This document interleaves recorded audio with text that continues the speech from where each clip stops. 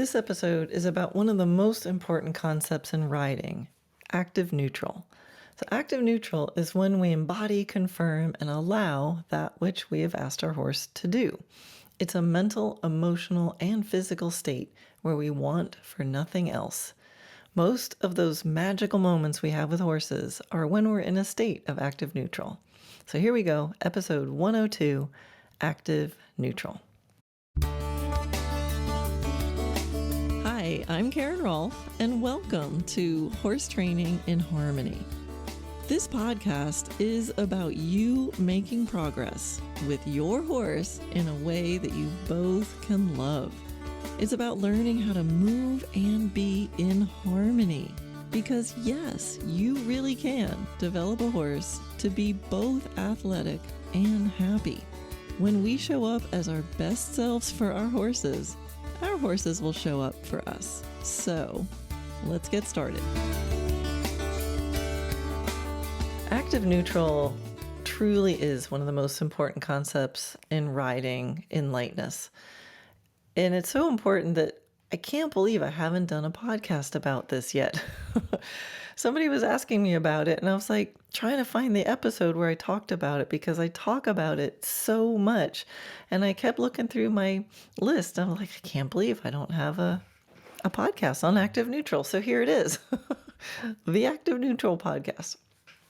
All right. Now, I've talked about in previous podcasts about this idea of loving it or changing it. So active neutral is the loving it part. So if you've ever had that moment with your horse that feels just like, oh my gosh, this is amazing, chances are in that moment you weren't overusing all your aids, right? You weren't like, yay, I really got to put all my aids on today. That was awesome. Really made my horse do that.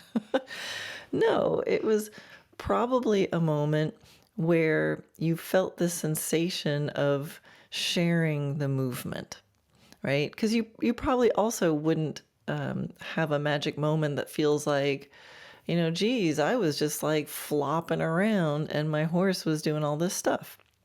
Even though that might be kind of cool if you can flop all over the place and your horse is still doing magical things, but there's still that disconnect. Like it's not a harmonious moment.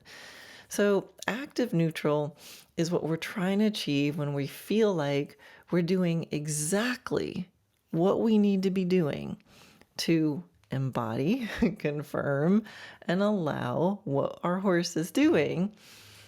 And we aren't using one drop of aids too much or too little. And the other part of the active neutral is the mind piece. So it's when we embody, confirm, and allow, and we want for nothing else. And that's the part that part is equally challenging and equally important as all the other things, like having your pelvis in neutral and having your legs draped down and your head aligned above your shoulders. It's equally important. And that's the part what I mean by loving it. We've got to love it 100%. So active neutral is when we're doing exactly what our horse needs us to do in order to follow and stay with the movement that we're asking for. You're not doing a drop more and you're not doing a drop less. Because if we do too little, if our active neutral becomes too neutral and not active enough, then they're not getting enough information. They might start wondering if they're actually really supposed to continue. Or another type of horse under that circumstance will just start doing his own thing. So we've probably all seen, of course, it doesn't happen to us, right? We always see other people making this mistake. See where, you have a rider who's like posting behind the movement and they're not, going with the horse. And then the rider's complaining that their horse isn't energetic enough. And we can look at that and go, well, clearly it's because you're posting behind the movement or you're making the horse push you up. You're not doing your part of the posting.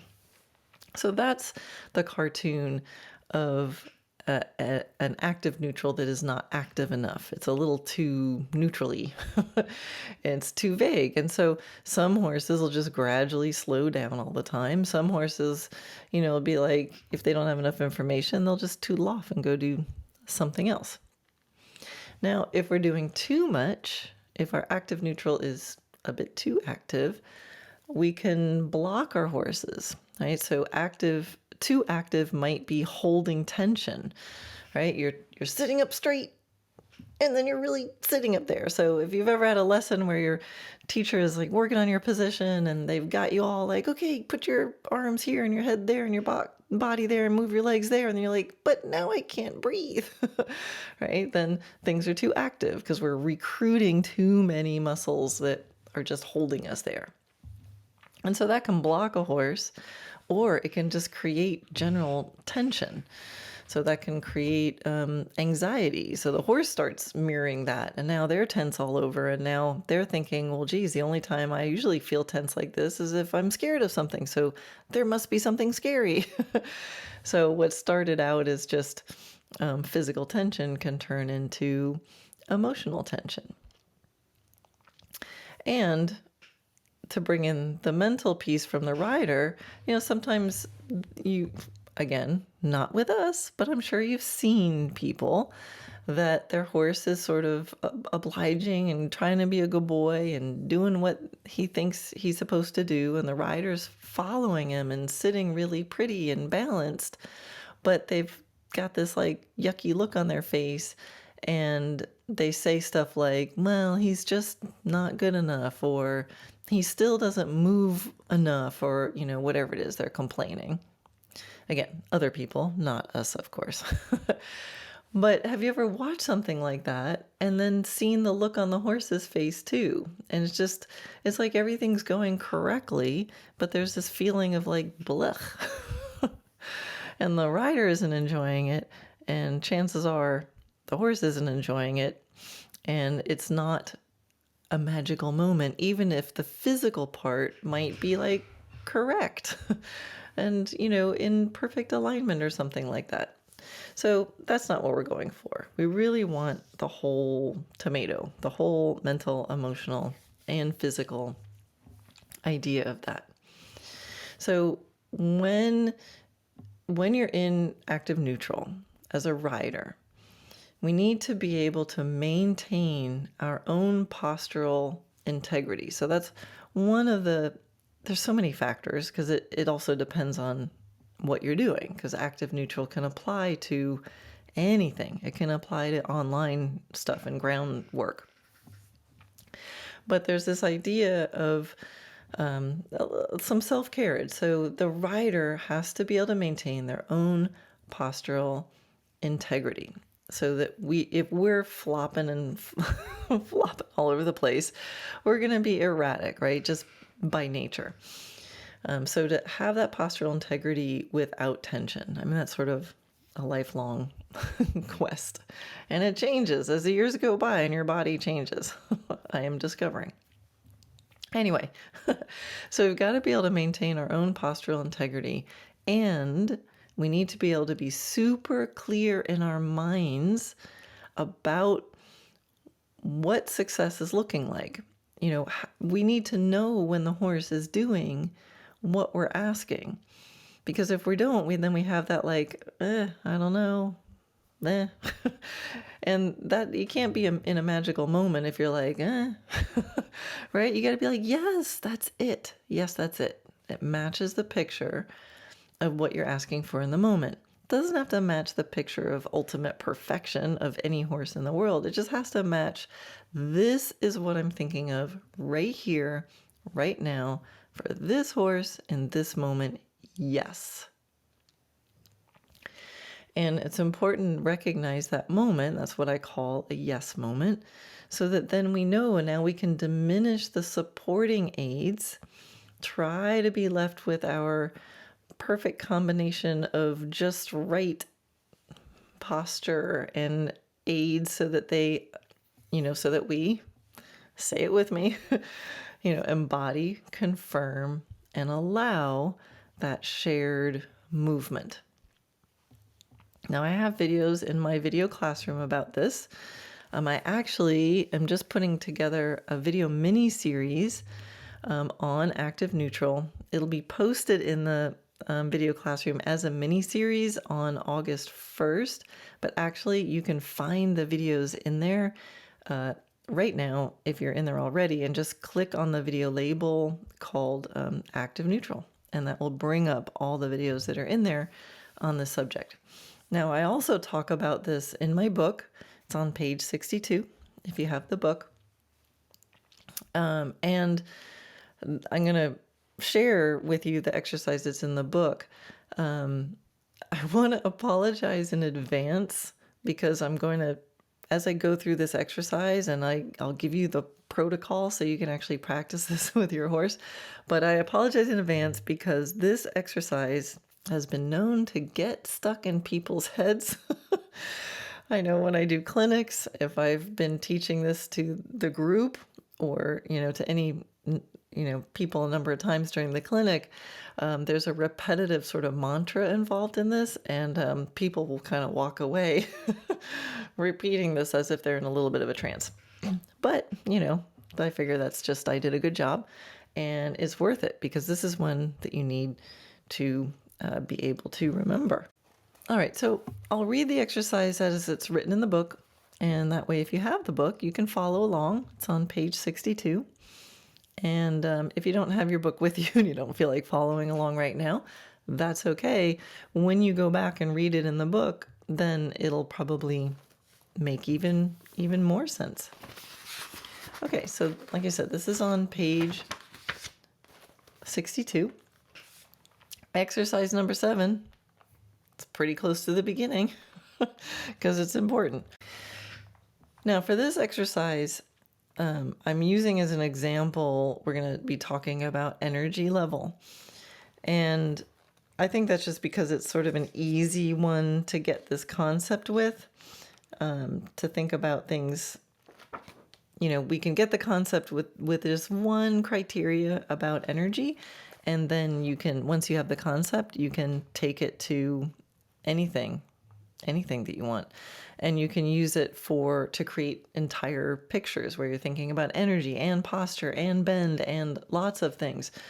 So again, just this exercise is talking about energy. All right, so step 1, find a trot that's already comfortable for you and your horse to maintain. And when you have it, think to yourself on a scale from 1 to 10, where 1 is almost no energy and 10 is the most energy I can imagine, what number would you give that trot? And the number itself doesn't matter. It's not on a dressage scoring system. There's no right or wrong. It's simply a reference, and it only has to make sense to you in this moment. All right, so you're trotting along. This feels nice. This feels possible to sustain, feels easy. On a scale from 1 to 10, what is it? Pick a number. It's a 6. Fine, call it a 6. So in that moment, step 2 is memorize what that energy feels like. Memorize the feeling in your horse's entire body. And now, as you ride around, you're going to ask yourself, is this still a 6? Or whatever your number is, I'll just say 6 for the purpose of example. Is it still a 6? And you want to ask yourself this frequently, like every several strides, and be really particular. Like a 5.5 is not a 6. A 6.5 is not a 6. A 6.25 is not a 6. So I want you to be really, really particular. Now, if you ask yourself that question, is it a 6? And the answer is yes, then that's great. So go to neutral. You got what you wanted. Now go to neutral. Do your best to just whatever neutral feels like to you. If it's not a number 6, if you answer that question, no, it's not a 6, do something about it. So what does neutral mean in this case? It means you're not pushing with your legs, you're not holding with your hands, you're not feeling like you need to carry the energy, or even wishing the horse was different than he is. And you'll be active and allowing in your body, but in a way that you're feeding into the motion. So you want to make it into like a perpetual motion machine. And for those of you following along in the book, yeah, I'm adding some more words here. All right. Now, so you got the numbers. You've got a trot. You've figured out that the number 6 energy feels like it would be possible to sustain. You ask yourself, is it a 6? Let's say the answer is yes. Great. Go to neutral. If it's not a 6, do something about it. And then you ask again, how many strides later? As soon as you finish the sentence, is it a 6? Yes. Go. Are you in neutral? Is it a 6? Yes. Are you in neutral? Here comes the little brain worm. All right. So step 5 now we're at is if your horse stays in the number you choose, great. You got it. You are in harmony. And now you're just riding around going, it's a 6. Yes, it's a 6. Yes, and I'm in neutral. And I'm in neutral. It's a 6, and I'm still in neutral. Boom. I'll bet you that feels pretty darn good. But step 6, if he doesn't stay in that number, then you've got to change it. So suggest to your horse to make the adjustment. And as soon as you feel the target number again, go back into your active neutral again. So there's a couple of considerations here. First, check yourself to make sure that you are not creating the problem. Maybe you're a little behind the motion and you're causing your horse to slow down. Or maybe you're not relaxed enough and you're causing your horse to speed up. So always be on that quest for the perfect neutral way of being on the horse that supports what you're asking of him. Now, that is easier said than done, but that's the tricky part because it's going to be a little bit about your horse and a little bit about you. So you want to just keep checking. Like, all right, we're aiming for a 6. Is it a 6? Yes. Are you neutral? Yes. Is it a 6? It's like a 5.5. All right, do something. Check yourself. Is there something you can change? And at the same time, check your horse. So in the beginning, I kind of do a little both. I check myself, do a quick scan. Oh, I think I'm a little behind the posting. Let me adjust that. And at the same time, I'll say, hey, horse, sorry about that. I was posting a little slow. Speed up a bit. Help me out. I need practice. Get back up to that 6. Go to neutral again. And this time when you're in neutral, try to be a little more active in your posting. Or if your horse is one that zips off, and you started a 6. Yes, I'm in neutral. Yes. Is it still a 6? It's a 7. Scan yourself. Are you tense? Are you perching? Are you holding on and making your horse want to actually go faster from that brace? Whatever it is, meantime, do your best and however you can, communicate to your horse, hey, sorry about that. Can you please slow down? When they get back to a 6, try again at an active neutral that's a little more neutrally, that's a little more relaxed or a little more whatever that adjustment is that you need to make. So step 7 is to release from the exercise when you get the feeling that your horse is making it his responsibility to maintain the target. So, of course, the ultimate is that the horse locks into that energy that you want and will maintain it forever. But in reality, we must still acknowledge all the best efforts along the way. If when you go to neutral, it only takes 4 strides before your horse is changing something, and then he finally goes 10 strides, dwell on that. Thank him for that. Wow, you doubled the amount of strides you're doing where he's maintaining. If he always slows down in one particular place and then suddenly he passed that place in the arena, thank him for that. Dwell on that for a minute. Take a break. Give him a rest. Remember to acknowledge every success. And, in that last paragraph, I'm talking about, your horse doing it. But remember, this is as much about you as it is about him. So it's a team effort. So it's a little bit of teaching, training. Hey, this is what I feel like when I want you to maintain a 6. And then at the same time, you're totally scanning yourself, going, am I able to be neutral? And checking yourself. So often when I do this with people live and I'll, say, is that a 6? Yes. Are you in neutral? And then, neutral means you're not pushing, you're not holding, you're not wishing. So you've got to be brave enough to attempt to go to neutral. A lot of times with people who have horses that slow down a lot, it's really hard for them to take their leg off because they kind of know their horse is going to slow down. That's okay. Take it off. Go to neutral. Stay active in your core and in your mind. Keep that going. And this is how you're going to train them, by being consistent to making that feeling in your core really meaningful even when you take your leg off. So, and then if they drop down, then you can, hey, put your leg back on. Hey, sorry about that horse. I want you to be a little more active. Fluff it up, keeping that intention in your core until you train your horse to listen to what your core is doing. Listen to where your balance is. Listen to what your intention is. And then the legs become accessories, but they're not holding things together, or your hands holding them slower. You might have to practice melting to a stop a bunch of times. But if you have this system where you have your idea, you use aids to help get the idea, and then whenever they're matching your idea, you become relatively quiet. You become relatively lighter. And then if they change something, your aids your accessory, your supportive aids come back on. When they're in that target, they go off again, and you remain in that active neutral.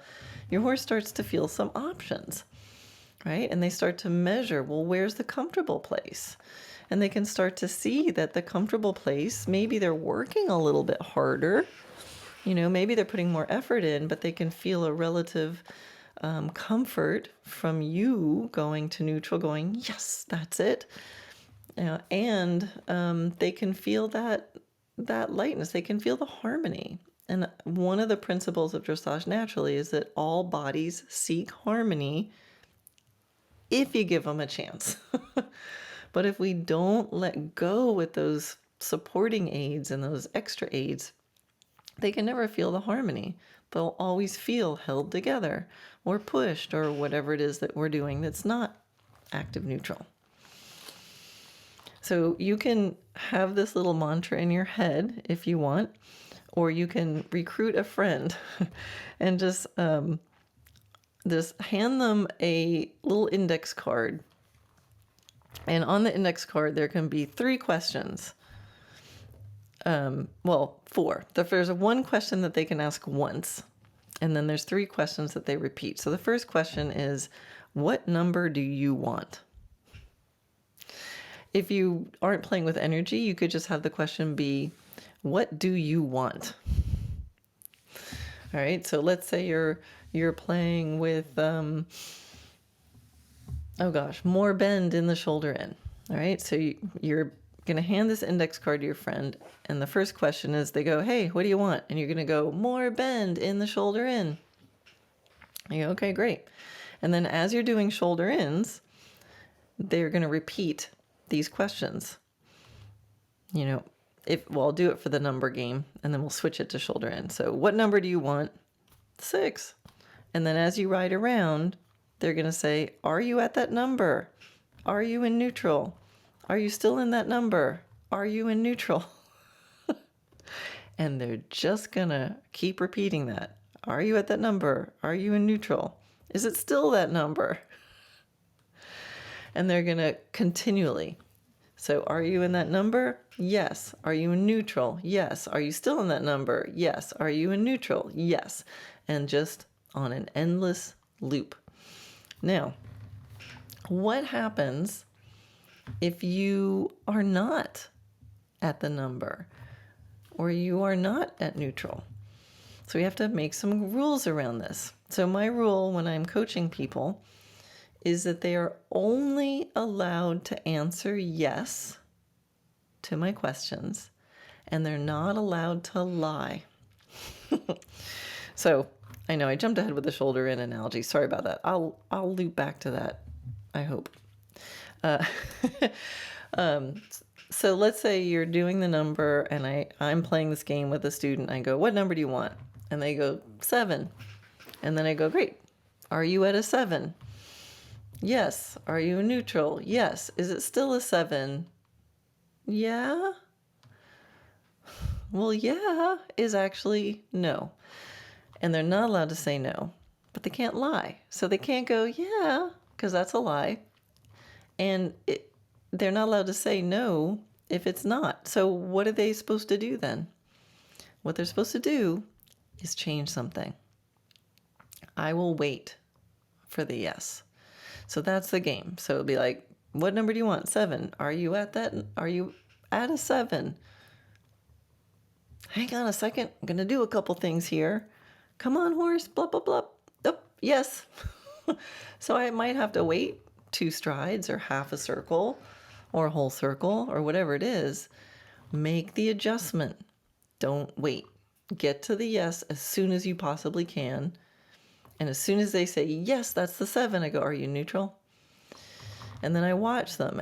And so if they're, what I should see is legs coming off, reins being softer, breathing happening, elbows relaxing. I should see some sort of, there it is. And it should be apparent. It should look and feel really different than when they're asking for the adjustment. Another thing I say a lot is to be either searching or enjoying. But you've got to be one or the other. So it's either a yes or you're looking for the yes. But don't sit there going, no, that's not it. Not it. Nope, not a 7. And then if they do something like that, I usually joke around. I'm like, well, okay, well, then see ya. And I just turn to leave. And they're like, well, wait, no, I can do it. I'm like, I know you can. So let's do it. Oh my gosh, my chair is really squeaking. I think I really do need a different podcast chair because I tend to wiggle around a lot, apparently, and it makes my chair squeak.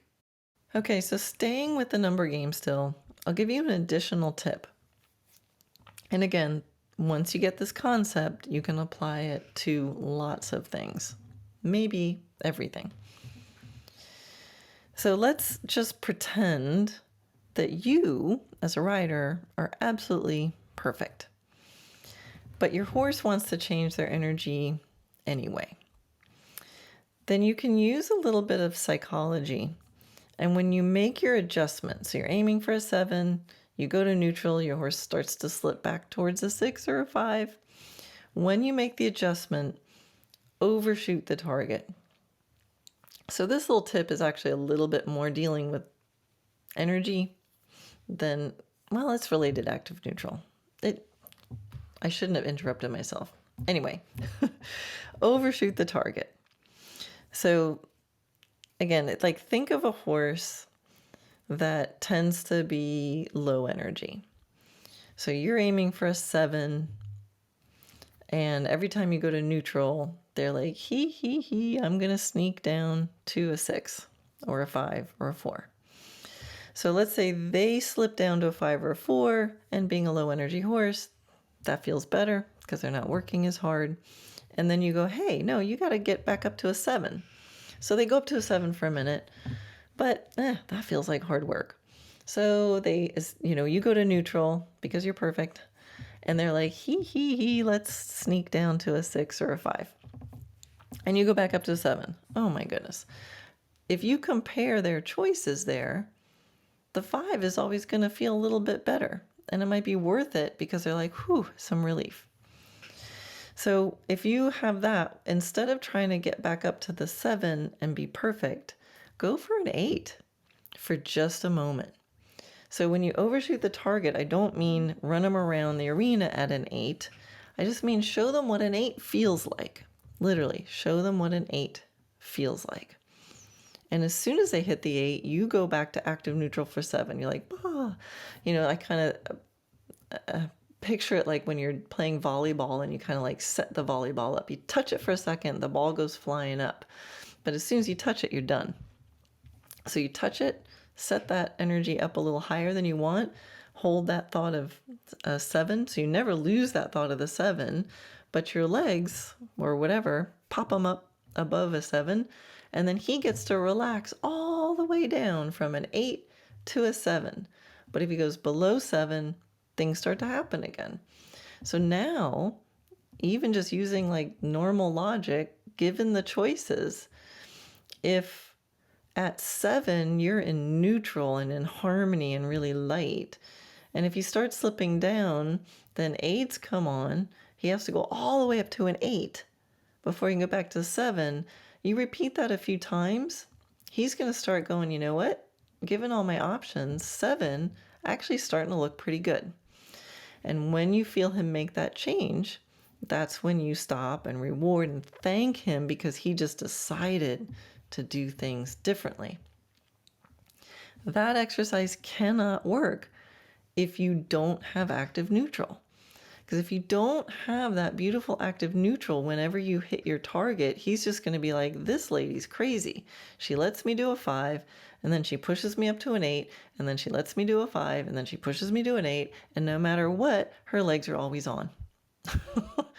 Right? So this exercise, using a little bit of psychology, showing the horse some options, giving him a chance to choose, only happens if you have that beautiful active neutral where you're absolutely focused precisely on this target movement or result that you're looking for. And in that moment, you go to like as perfect harmony as you can, using everything you need to hold your postural integrity, follow that movement, embody, confirm, and allow without doing one drop more or one drop less, and loving it.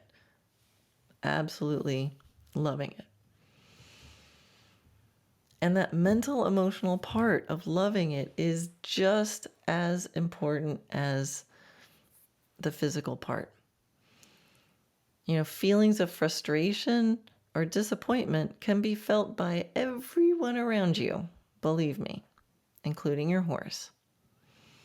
So that yes moment is so important. That active neutral is when you embody, confirm, allow, and love what your horse is doing. It's what will take an amazing yes moment and extend it into a magical ride that you and your horse can both enjoy. So do practice this exercise. Write out those questions. What do I want? Am I getting it? Am I neutral? Oh, now I'll circle back to the shoulder in part. Man, I almost was ready to close this out.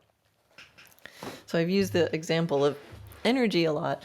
So what about if it's a shoulder in, right? So you have that target. Hopefully you have a lot of these ingredients already sustainable and active neutral, right? So if you don't want to expect a shoulder in to be in an active neutral if you can't like follow the rail in active neutral or stay in an energy level at active neutral and do all the other ingredients in an active neutral. But let's say you can.